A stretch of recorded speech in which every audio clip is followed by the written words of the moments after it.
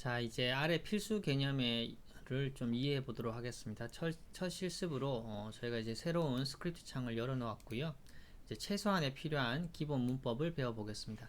이제 R은 이제 보통 객체 지향적 프로그램이라고도 하는데, 객체 즉 어떤 우리가 지정하는 오브젝트의 어떤 값을 이제 할당을 해서 결국 프로그램을 짜는 거고, 컴퓨터에게 이렇게 하라고 일을 시키게 되는 겁니다. 예를 들어서 A라는 값에 5를 할당해 보겠습니다. A라는 값에 5를 이렇게 할당을 하면은 이제 A environment 창에 A는 5다. 실제로 그럼 A가 온지 A를 쳐서 엔터를 쳐보면 A는 5라고 답이 나오죠. 콘솔 창에 결과가 나옵니다. 할당을 할 때는 주로 제가 이제 이렇게 화살표를 쓰고 있었는데요. 등호도 가능합니다. A는 예를 다른 걸 해보겠습니다. B는 4다. B는 4고, 그럼 B는 얼마냐? B는 4다. 나오게 됩니다. 즉 화살표를 써도 되고 할당을 하는데 등호를 써도 되지만, 우선은 눈에 등호가 익숙해 보이실 수 있는데 여러가지 조금 좀 미묘한 문제가 있어서 일반적으로는 등호보다는 화살표를 계속 쓰는 것을 습관적으로 사용하시는 것을 추천드립니다.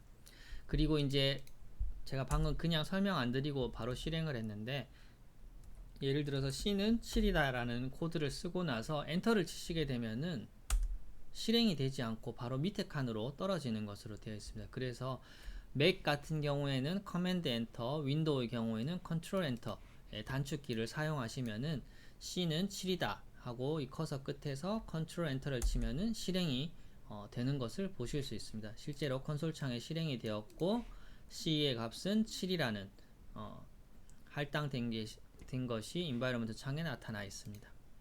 자, 이제 값을 할당하는 걸 제일 기본을 배우셨고요. 이 할당을 할 때 주의할 점 중에 하나는 이 할당을 할 우리 객체 이름, 즉 이 벡터의 이름에 제일 처음에 시작이 숫자로 시작을 하면 안 됩니다. 예를 들어서 나는 6개월째 ALT 값을 30을 할당을 하겠다. 지금 어떻게 되죠? 에러가 생기죠? 이제 R에서 에러가 생긴다는 얘기는 내가 쓴 코드에 뭔가 문제가 있다는 뜻이고, 에러가 생기면 실행이 되지 않습니다. 즉 6개월째 ALT가 30이라는 값이 콘솔 창에는 들어가 있지만은 environment 창에 보면 생성이 되어 있지 않습니다. 즉 뭔가가 문제가 되어 있다는 거고, 이렇게 문제가 생기면은 제일 좀 당황하게 되는데, 항상 늘 콘솔 창에 어떤 에러가 있는지를 잘 읽어 보시면 해결을 할 수가 있습니다. 여기서의 문제는 첫 번째, 이렇게 녹색으로 나오죠. 숫자. 다른 지금 글자들은 전부 다 문자로 인식하기 때문에 다 흰색이었는데, R에서 지금 이 테마만 해당되는 겁니다. 이 테마에서는 숫자는 녹색으로 표시가 됩니다. 그래서 6개월째 ALT를 30으로 내가 할당을 했다. 그렇지만은 제일 처음에는 숫자가 올 수 없기 때문에 에러가 나는 겁니다. 물론 이제 이렇게 하는 방법은 있습니다. 억지로 이제 나는 꼭 이름을 꼭 6개월째 LT 6months LT 꼭 이렇게 해야 되겠다라고 하는 경우에는 키보드 보시면 숫자 1 왼쪽에 백틱이라는 키가 있습니다. 이렇게 생긴 키인데요. 이 키를 이용해서 6개월째 ALT는 30이다. 이렇게 할 수 있습니다. 지금 색깔이 바뀌었죠? 이렇게 해서 엔터를 쳐보시면 에러 메시지가 뜨지가 않고 밑에도 잘 되었습니다. 6개월째 ALT는 30이다. 이렇게 되었습니다. 하지만 이렇게 실질적으로 값을 배정하는 경우는 거의 잘 없기 때문에 이런 방법이 있다라는 것 정도만 알고 계시고, 굳이 앞에다가 숫자를 넣어서 객체를 만드는 일은 안 하시는 것이 좋습니다. 자, 그렇다면은 이제 한 개 값을 우리가 넣어봤는데, 이제 여러 개 값도 넣을 수 있습니다. 한 개 이런 객체에다가 예를 들어서 3, 5, 7 세 개의 숫자를 나는 할당을 하겠다. 그럴 경우에는 앞에 이렇게 C를 붙이게 됩니다. 이 C는 combine 혹은 concatenate의 약자고요. 바로 해보겠습니다. 나는 B에 3, 5, 7을 담아 보겠다. B에 3 그리고 5, 7 이렇게 해서 담으면은 어떻게 되죠? B에는 숫자 3개가 담겨 있는데 그거는 3, 5, 7이다. 실제로도 B는 3개 값이 나오게 됩니다. 3, 5, 7 3개 값이 됩니다. 이렇게 객체에 직접 값을 방금처럼 할당할 수도 있고요. 당연히 계산으로 만들 수도 있습니다. 4층 연산 다 가능합니다. 이제 4층 연산 한번 해볼까요? A는 3이고 B는 5이다. 자, C는 A 더하기 B다. 그랬을 때 C는 얼마일까요? 이렇게 하나하나 일일이 엔터를 쳐도 되지만 이렇게 전체를 끌어서 한꺼번에 실행을 할 수 있습니다. 즉 C는 얼마죠? A 더하기 B로 되어 있기 때문에 8 계산이 나옵니다. 똑같이 D는 A 빼기 B다. 그럼 D는 얼마가 나와야 되죠? D는 마이너스 2, 3 빼기 5가 되니까 마이너스 2가 나오게 됩니다. 자, 이제 사칙연산뿐만 아니라 제곱근도 할 수 있습니다. 예를 들어서 A의 5제곱근 이렇게 표시를 할 수도 있고 A의 B제곱근이라고 표시할 수도 있습니다. 이거는 얼마가 되죠? 243. 이거랑 같은 것은 3의 5제곱근이죠. 243 똑같은 결과가 나오게 됩니다. 그 외에 이제 자주 사용하지는 않지만 이제 조금 유용한 것 중에 하나가 이렇게 퍼센테이지 사이 슬래시를 쓰는 기호는 이제 몫을 의미를 하고요. 슬래시 없이 그냥 퍼센테이지 두 개는 나머지를 의미하게 됩니다. 무슨 말이냐면은 이렇게 보겠습니다. 10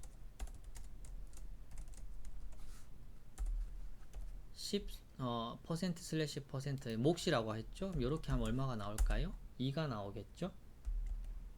또 10에 슬래시 없이 이렇게 하는 경우에는 10 나누기 3을 하면 나머지가 1이 되기 때문에 1로 이렇게 나오게 됩니다. 자, 그 다음 이제 시퀀스라는 것을 한번 배워보겠습니다. 이제 여러가지 이제 객체 안에 이제 상당히 많이 사용되는 함수 중에 하나인데요. 예를 들어서 내가 A라는 객체 안에 1부터 10까지를 담아보고 싶다. C 1, 2, 3, 4, 5, 6, 7, 8, 9, 10 이렇게 담을 수 있겠죠. 그래서 A는 뭐냐? 1부터 10까지 다 할당이 잘 되어 있습니다. 하지만 이게 뭐 10개는 그냥 이렇게 쓸 수 있는데 만약에 내가 1부터 50까지를 넣고 싶다. 그러면 계속 다 쓸 수가 없습니다. 그럴 때 이제 유용한 함수가 시퀀스입니다. 이 시퀀스는 seq라고 쓰고 시작할 수치, 끝 수치 얼마만큼 간격을 두고 증가할지 이렇게 보는 겁니다. 예를 들어서 나는 A의 시퀀스 1부터 20까지 5간격으로 만들어 달라. 한번 해보겠습니다. A의 시퀀스 1부터 20까지 5간격으로 만들어 달라. 그럼 A는 어떻게 될까요? A는 처음이 시작이 1이고 5씩 늘어나는 거죠. 1에서 5 더해서 6, 11, 16, 그 다음에 21인데 저희가 20까지만 원했기 때문에 21은 들어가지 않는 겁니다. 이렇게도 할 수 있죠. 또 다른 예도 가능합니다. 시퀀스 1부터 나는 5까지가 필요한데 0.5씩 늘어나게 해달라. 그래서 A를 구해보겠습니다. 1부터 1.5 쭉 가고 마지막에 이번에는 5.0은 우리가 지정한 걸 넘어가지 않기 때문에 여기서 끝나게 되는 거죠. 그래서 이런 게 시퀀스 기능입니다. 그렇게 이렇게 시퀀스라고 쓸 수도 있는데 좀 더 간단한 이렇게 쓸 수 있습니다. A를 나는 예를부터 1부터 10까지 필요하다. 1부터 콜론을 쓰면 됩니다. 1부터 10까지 나는 A로 해달라. 이렇게 할 경우 1부터 10까지 다 할당되는 것을 볼 수 있습니다. 하지만 이제 우리가 이렇게 이제 원하는 경우가 있죠. 예를 들어서 나는 1, 2, 3, 4, 5 그 다음에 3 이렇게만 만약에 내가 할당하기를 원한다. 그러면은 내가 이제 콜론을 배웠으니까 C에서 1에서 5, 3 이렇게 하면 되느냐? 다시 해볼까요? 그럼 A가 1, 2, 3, 4, 5 이렇게 잘 나오게 되는 거죠. 즉 꼭 시퀀스를 안 쓰더라도 이렇게 시퀀스를 쓰면 이렇게 많이 써야 되는데 콜론을 쓸 경우에는 상당히 짧은 코드로 사용할 수 있게 됩니다. 하지만 콜론의 경우에는 시퀀스처럼 간격을 임의로 정할 수가 없기 때문에 항상 숫자는 1만큼 커지는 것밖에 사용할 수가 없습니다. 자, 다음 이제 repetition을 의미하는 rep라는 함수인데요. rep는 반복할 값을 몇 번 반복할 건지를 쓰게 됩니다. 예를 들어서 먼저 한번 보여드리겠습니다. A, rep 3의 5 그랬을 때 A는 어떤 값이 되느냐? 3을 5번 반복하게 되는 거죠. 3, 3, 3, 3, 3 자, 그러면 우리가 이번에는 나는 이런 변수를 이런 객체를 만들고 싶습니다. 1, 2, 3, 1, 2, 3, 1, 2, 3 즉 1, 2, 3이 3개 있습니다. 이거를 위에서 배운 REP로 어떻게 쓸 수 있을까요? A에 C에 이렇게 쓸 수 있겠죠? REP 1, 2, 3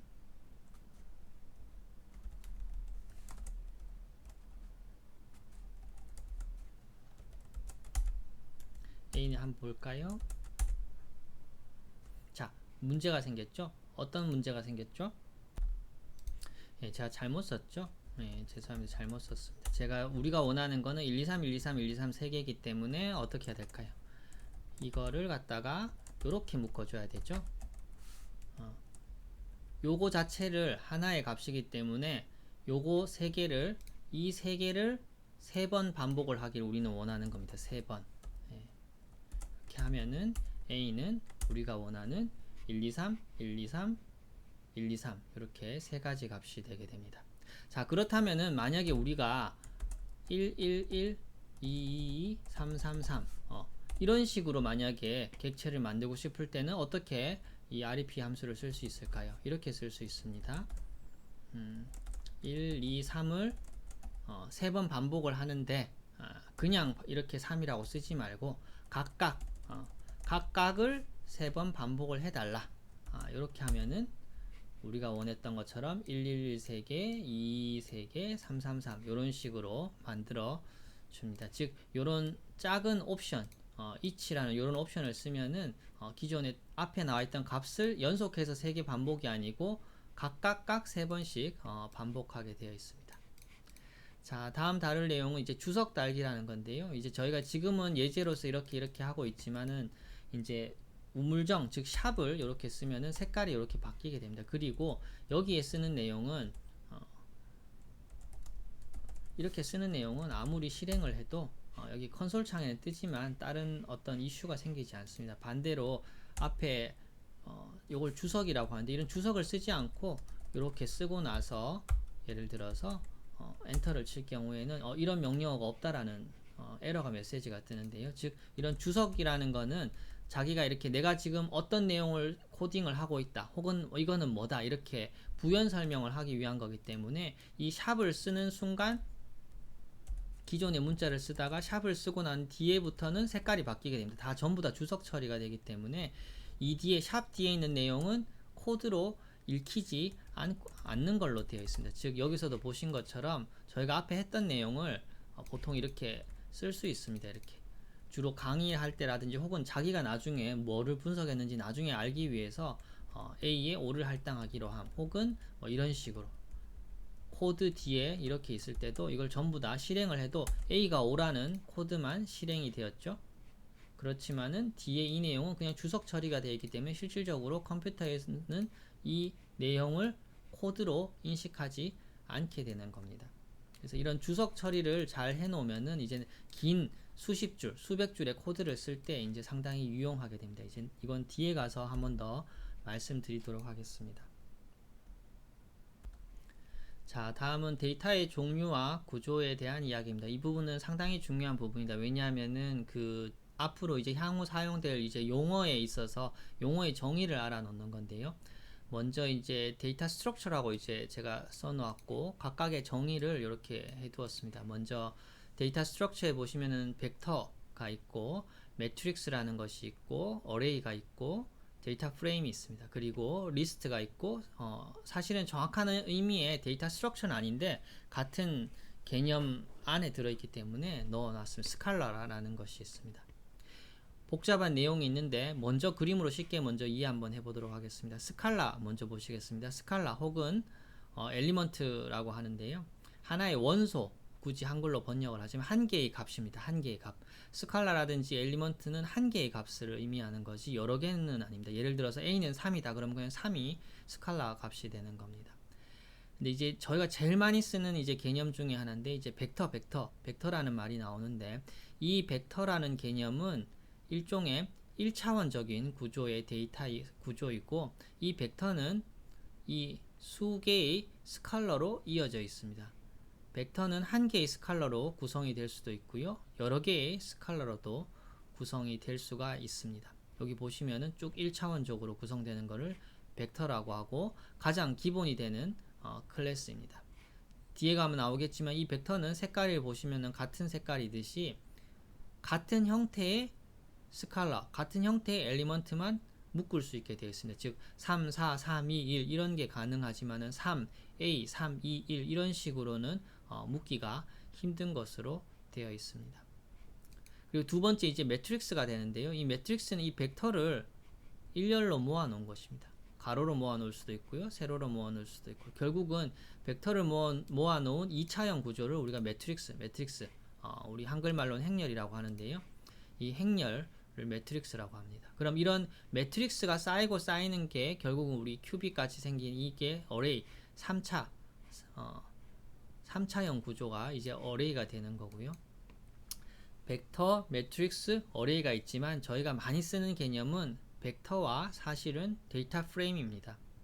매트릭스와 어레이도 많이 보지만은 저희가 계속 임상 연구를 할 때 필요한 자료들의 데이터 스트럭처는 대부분 데이터 프레임인데, 생긴 모양새라든지 생긴 구조는 사실 매트릭스와 데이터 프레임이 크게 달라 보이지 않습니다. 하지만 데이터 프레임의 경우에는 여기 보시면 색깔이 다르죠. 그런 것처럼 각각의 벡터들을 모아 놓은 것이 데이터 프레임인데, 각각의 벡터들을 나열한 2차형 구조가 데이터 프레임인데, 흥미로운 거는 이 각각의 벡터들이 서로 속성은 달라도 됩니다. 여기 색깔이 서로 다르죠. 그런 것처럼 녹색은 예를 들어서 뭐 3, 4, 3, 4, 3, 2 이런 다 숫자형인데, 이 그 다음 벡터는 AB, AB, AB, CD 뭐 이런 식으로, 즉 한 벡터 안에만 그 자료의 성격만 같으면은 옆으로 쭉 묶고 나열할 수 있습니다. 저희가 사실 일반적으로 보는 엑셀 데이터가 사실은 데이터 프레임의 전형적인 그런 형태라고 보시면 되겠습니다. 자, 그 다음 이제 리스트라는 게 좀 생소한 데이터 스트럭처 개념이 나오는데요. 그림에서 보시면 이렇게 대괄호 안에 벡터도 있고 데이터 프레임도 있고 매트릭스도 있습니다. 사실 여기 표시는 안 했지만 여기 어레이가 들어갈 수도 있습니다. 즉 뭐냐면 리스트라는 거는 좀 비전공자 입장에서 상당히 생소한 그런 개념인데, 이 대괄호 안에 앞에 설명드렸던 여러 가지 모든 종류의 데이터 스트럭처가 다 넣을 수 있습니다. 즉 이렇게 다 뭐든지 일단 쉼표를 구분으로 다 넣을 수 있는 이런 통합된 구조를 리스트라고 합니다. 저희가 실제로 많이 쓰는 경우는 별로는 없고요. 그래서 여기서는 꼭 벡터, 데이터 프레임, 그리고 벡터는 1차형 구조고 매트릭스와 데이터 프레임은 2차형 구조고 어레이는 2차형 구조가 겹겹이 쌓인 3차형 구조다. 그리고 리스트는 1차, 2차, 3차 가리지 않고 모두 다 대괄호 안에 넣을 수 있는 통합형 스트럭처를 리스트라고 한다라고 알아두시면 되겠습니다. 자, 그럼 데이터 스트럭처와 달리 데이터 클래스에 대해서 알아보겠습니다. 데이터 클래스의 경우에는 말 그대로 데이터 타입이라고 하는데요. 각각의 그 엘리먼트, 각각의 스칼라가 어떤 형태인지를 보는 겁니다. 뉴메릭이라는 게 있고요. 인터저, 그 다음에 팩터, 캐릭터, 그리고 로지컬이라는 게 크게 나눌 수 있습니다. 뉴메릭이라는 것은 일반적으로 우리가 얘기하는 실수입니다. 실수. 1, 2, 3, 4, 뭐 1.5, 0.2, 마이너스 1 이런 것들 다 우리 뉴메릭 가장 많이 쓰는 형태의 클래스고요. 그 다음에 정수형 타입이 있습니다. 소수점이 없는 1, 2, 3, 4 이런 것들을 인테저라고 하고, 그 다음에 이제 팩터, 이제 우리가 얘기하는 뭐 남자, 여자 이런 명목 변수, 카테고리컬 베리어블이라고 하는데요. 그런 것들을 팩터라고 아래에서는 지칭을 합니다. 그리고 숫자가 아닌 문자형, 예를 들어서 뭐 woman이라고 써서 WOMAN 이렇게 되는 거 그 자체를 그대로 두면은 이제 문자로 인식을 하게 됩니다. 그리고 역시 통계 프로그램에서 이제 로지컬은 어떤 true 혹은 false로 두 개 값밖에 없죠. 로지컬에는. 그리고 true는 1로 인식을 하고 false는 일반적으로 0으로 인식을 하게 됩니다. 즉 저희가 방금 데이터의 이런 스트럭처에 대해서 배웠고요. 이 각각의 네모 하나의 데이터 클래스는 이런 것들이 있다 라고 배웠습니다. 그럼 실제로 한번 확인을 해보겠습니다. 데이터의 구조 및 종류를 확인하는데, 일단 우선 데이터의 클래스를 확인하기 위해서는 이름 그대로 클래스를 쓰고 내가 궁금해하는 그 객체를 써주면 됩니다. 자, 한번 해보겠습니다. A는 3이다. A는 3이죠. 그러면은 A의 클래스는 뭐냐? 뉴메릭이라고 나옵니다. 즉 A는 3은 숫자죠. 자, 그 다음에 B는 예를 들어서 스튜던트다. B는 스튜던트로 나오죠. 이제 지금까지와는 다르게 제가 이제 A 바로 이렇게 하지 않았습니다. B는 스튜던트다. 이렇게 하지 않았습니다. 이렇게 하면 에러가 나오죠.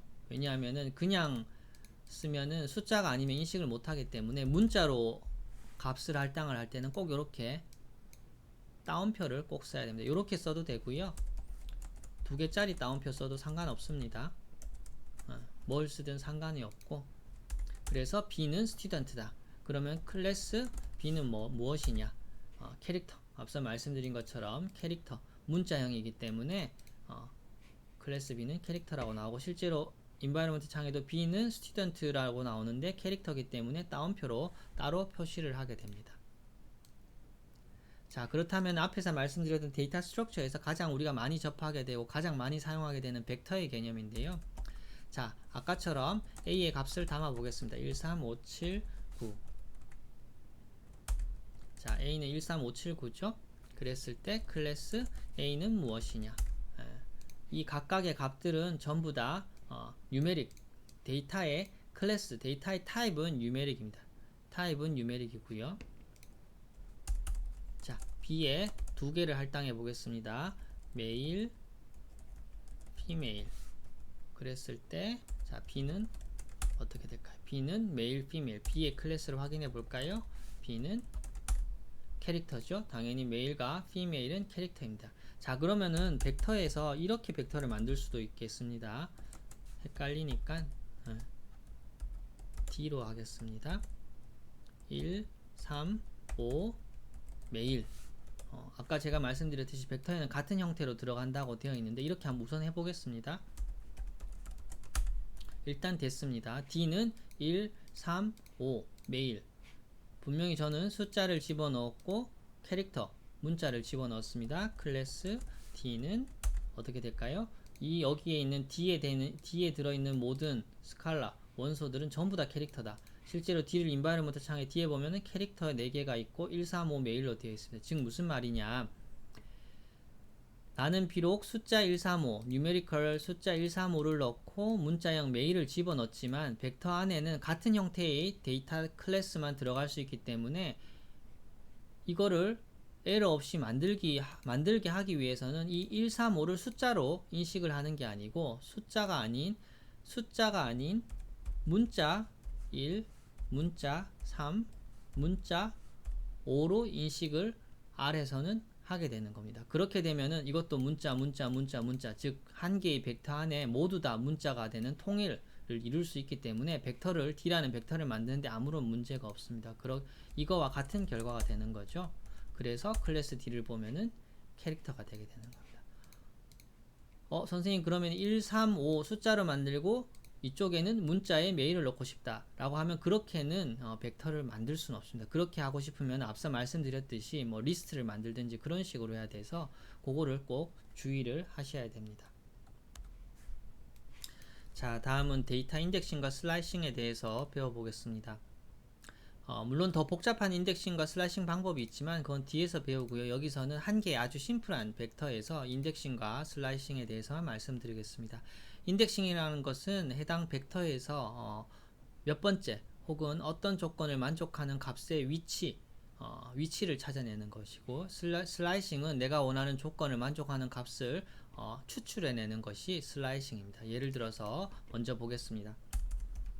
이런 인덱싱에는 대괄호를 사용하게 되는데요. 벡터를 만들어 보겠습니다. C에서 예를 들어서 3, 1, 3, 5, 7 4개의 벡터가 한 개의 A라는 벡터에 4개의 값이 있죠. 실제로 A는 1, 3, 5, 7입니다. 자, 그랬을 때 나는 이 4가지 값들 중에 A의 원소들 중에 나는 세 번째 값, 즉 5를 찾아보고 싶다라고 할 때는 A에서 대괄호를 써서 세 번째 값을 찾아달라. 이렇게 하면은 5가 나오죠. 요게 이제 슬라이싱이 되는 겁니다. 이렇게 세 번째를 의미하는 게 인덱싱이라는 거고요. 그러면 나는 A의 첫 번째 값이 궁금하다. A 첫 번째 값은 1입니다. 그럼 이렇게 인덱싱 슬라이싱을 할 때 꼭 숫자를 하나만 안 써도 됩니다. 예를 들어서 나는 앞에서 배웠죠? 콜론 1에서 3이라는 뜻은 1, 2, 3이라는 뜻입니다. 해볼까요? 1, 3, 5가 되는 거죠. 즉 A에서 첫 번째, 두 번째, 세 번째 원소를 뽑아달라. 1, 3, 5가 되게 되는 겁니다. 즉 이렇게 위치를 찾아내는 걸 인덱싱이라고 하고, 우리가 원하는 그 부위를 추출해내는 것을 슬라이싱이라고 합니다. 그랬을 때 꼭 이렇게 대괄호를 양쪽으로 사용한다 라는 그 정도를 지금까지 알고 계시면 되겠습니다. 좀 더 복잡한 인덱싱 슬라이싱이 있는데 그건 챕터 2에서 하도록 하겠습니다. 자, 다음은 이제 앞에서 많이 연습을 했던 객체들 A, B, C 우리가 아주 간단하게 심플하게만 이름을 지었었는데 그런 객체들의 이름을 짓는 방법에 대해서 몇 가지 설명을 드리겠습니다. 코드를 작성하면서 이런 벡터 혹은 뭐 이런 데이터까지도 이름을 지어야 되는데 뭐 개인의 선호에 따라 다 다를 수 있겠지만은 일반적으로 추천하는 방식들이 있습니다. 이제 객체 이름을 지을 때 가능하면은 소문자를 쓰는 것이 좋습니다. R은 대문자와 소문자를 가립니다. 예를 들어서 이렇게 해볼까요? A는 3이다. 라지 A가 과연 스몰 A와 같으냐? 객체 A를 찾을 수 없다라고 하죠. 즉 그 말 뜻은 이 스몰 A와 라지 A는 같이 않다는 겁니다. 스몰 A는 어떻게 되죠? 스몰 A는 3, 우리가 배당한 값이 그대로 나오게 됩니다. 즉 대문자 소문자를 가리기 때문에 그 객체 이름을 지을 때 예를 들어서 뭐 ALT 이렇게 짓는 건 좋지만은 뭐 앞에는 대문자로 쓴다 이런 것들은 가능하면 피하는 것이 좋은 것으로 되어 있습니다. 물론 나중에 테이블 1을 만들 때 필요에 의해서 저렇게 쓰는 경우는 있긴 있지만 일반적으로 통일성을 위해서 소문자를 쓰는 것을 많이 추천을 하고요. 단어를 분리해야 되는 경우에는 언더스코어를 쓰는 경우가 많습니다. 예를 들어서 ALT에 6개월째 값을 객체를 만들 때 뭐 이렇게 쓰면 되겠죠. 물론 선호에 따라서 이렇게 써도 되겠지만은 이렇게 되면 이제 조금 내용이 좀 바로 눈에 안 들어오는 경우가 있기 때문에 언더스코어를 쓰는 게 좋습니다. 그냥 발을 쓰면 에러가 생기기 때문에 언더스코어를 쓰는 걸 선호를 하고요. 조금 뭐 다른 얘기긴 한데 이제 변수는 주로 명사를 주로 쓰는 것이 좋고 함수를 만드는 경우가 간혹 있는데 함수는 이제 동사를 만드는 것이 좋습니다. 즉 변수라든지 함수는 본인이 이제 여러 개 만드는 경우가 많은데 딱 봤을 때 바로바로 내용을 이건 무슨 변수다 이건 무슨 함수다 알 수 있도록 간결 명료하게 쓰는 것이 좋습니다. 대표적으로 이제 몇 가지 예를 좀 들어드리겠습니다. 저 이쪽에 뭐 예를 들어서 어떤 트리트먼트의 첫 번째 날이 들어있는 그런 벡터에 대해서는 first day, first underbar underscore day 또 underbar treatment underbar date 이렇게 하면은 너무 변수명이 길기 때문에 뭐 index date로 한다라든지 last follow-up date 역시 이렇게 길게 하는 것보다는 last date total bilirubin 같은 경우에도 뭐 다 쓰는 것보다는 뭐 저 같은 경우 뭐 tbil 알부민 또 뭐 ALB 뭐 이런 식으로 누가 봐도 딱 바로 간결하게 뭔지 알 수 있는 게 만드는 게 좋고요. 그 다음에 가능하면 다 소문자로 하는 것이 좋습니다. 적절히 언더바 언더스코어를 쓰면 좋고요.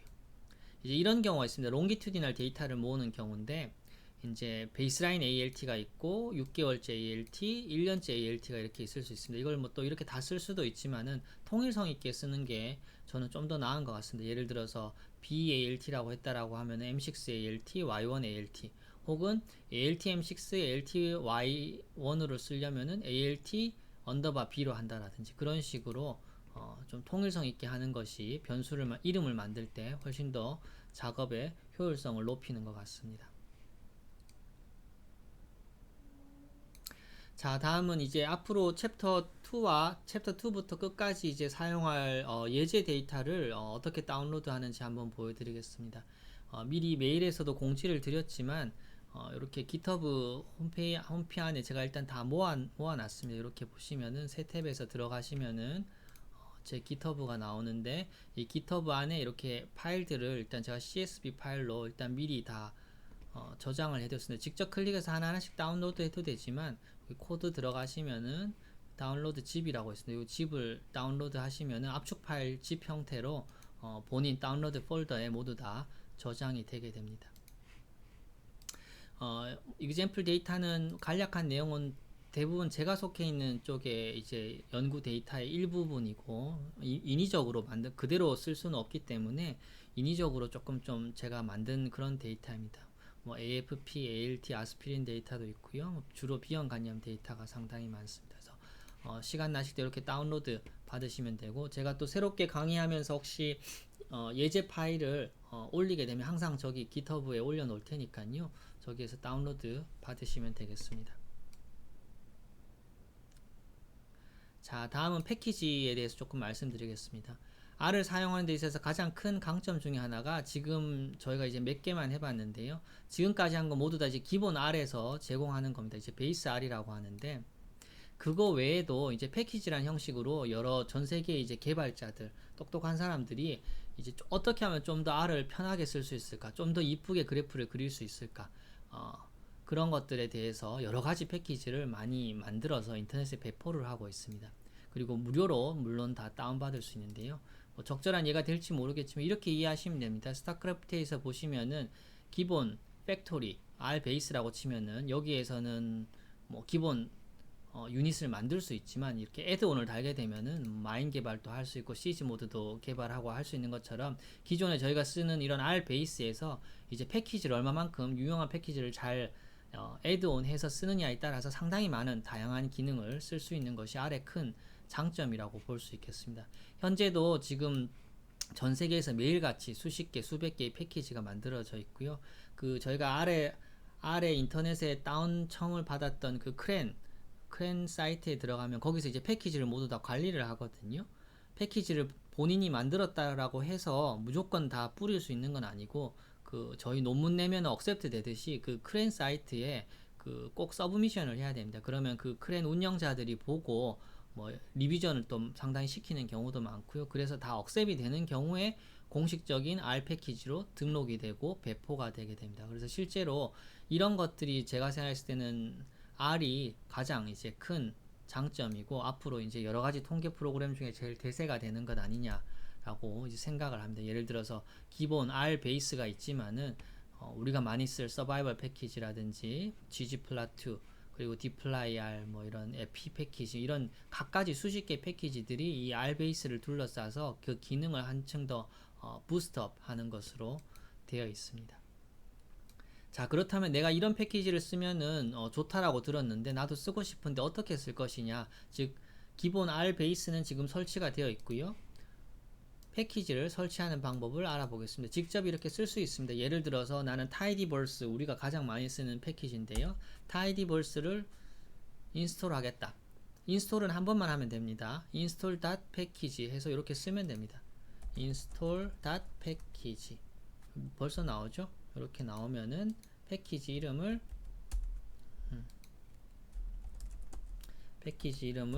tidyverse 이렇게 치고 엔터를 치면은 인스톨이 되게 됩니다. 이렇게 써도 되지만 사실은 이렇게 하는 경우보다는 이제 제가 그림으로 밑에 이렇게 다 우선 넣어 놨는데요. 여기 보시면 오른쪽 창에 패키지라는 메뉴가 있습니다. 인바이러먼트 창에 패키지를 보시면은 패키지를 클릭해 볼까요? 지금 설치되어 있는 패키지가 이만큼 있습니다. 저는 좀 사실 패키지가 좀 이미 많이 깔려 있는 상태인데 선생님들 아마 훨씬 더 적을 수도 있습니다. 여기에서 인스톨을 클릭하시면 됩니다. 인스톨을 클릭한 다음에 패키지가 나오죠. 여기 이름을 쓰면 됩니다. 벌써 tidyver 요까지만 치면 다 나오죠. 여기서 클릭을 하고 인스톨을 클릭하면은 자동으로 패키지가 설치되게 되어 있습니다. 그래서 본 매뉴얼에서 많이 쓰는 패키지들을 제가 일단 대부분 정리는 한번 해놓았습니다. 아마 몇 개 좀 빠진 것도 있을 수 있는데요. tidyverse 패키지, survival, 제일 유명한 문북이죠. 저희 의사 심장내과 교수님인 문건은 교수님께서 만든 문북이라는 패키지도 있고요. 그 다음에 이제 각종 데이터를 썸머리를 해주는 패키지, 테이블 1을 만들어주는 패키지, 포레스트 플랫을 그려주고 ggplot 제일 유명하죠. 제일 예쁜 그래프를 그려주는 패키지와 이런 것들을 좀 더 논문에 바로 낼 수 있는 퍼블리케이션 폼을 만들어주는 패키지들도 있고요. ROC 분석을 할 때 필요한 패키지 이런 것들이 뭐 여러 개 있습니다. 그리고 본 책에서는 다루지는 않지만은 그 외에 또 이런 여러 가지 유용한 패키지들이 상당히 많기 때문에 저희 임상 연구하는 영역에서는 많이 이용을 해보시면 좋습니다. 그래서 이제 패키지를 하나 설치를 하고 난 다음에 그 유념해 하셔야 될 것은 패키지를 설치했다고 그 패키지를 바로 우리가 쓸 수 있는 건 아닙니다. 우리가 이제 팩토리에 애드온을 달아도 결국 마인 개발을 해야지 마인을 쓸 수 있는 것처럼 이제 라이브러리라는 명령을 통해서 내가 쓰고 싶은 패키지를 항상 제일 먼저 로딩을 꼭 해야 됩니다. 그리고 만약에 스크립트 창이 바뀌거나 프로젝트 창이 바뀌거나 새로운 프로젝트를 시작할 때는 또 똑같은 패키지지만 또 한 번 더 로딩을 해야 됩니다. 즉 내가 이전에 지금 이 작업을 하면서 서바이벌이라는 패키지를 로딩을 한번 해보겠습니다. 지금 틀렸네요. 서바이벌이라는 패키지를 로딩을 한 겁니다. 다른 특별한 언급 없습니다. 이렇게 되면 로딩이 끝난 겁니다. 자, 이렇게 하고 내가 RStu디오를 끄고 나서 다음날 내일 아침에 또 와서 또 RStu디오를 켜서 이 작업을 할 때는 이 똑같이 서바이벌 패키지를 또 로딩을 해줘야지만 여기에 있는 기능들을 마음껏 다 쓸 수 있습니다. 그래서 일반적으로 추천하는 방식은 보통 이렇게 우리가 코드를 짜는 스크립트 창에 저 같은 경우에는 처음에 이렇게 많이 씁니다. 먼저 이렇게 필요한 패키지를 나는 로딩하겠다. 이렇게 주석을 처리해서 하고 내가 많이 쓰는 라이브러리, 타이디버스, 라이브러리, 서바이벌, 라이브러리, 문북 이런 식으로 라이브러리 예를 들어서 서브 마이너 이런 식으로 해서 이렇게 필요한 패키지들을 미리 다 항상 처음에 다 로딩 해놓고 그 다음에 이제 데이터 분석 시작 이런 식으로 해서 코드를 쭉 이렇게 짜는 것을 보통 추천을 드리고 있습니다.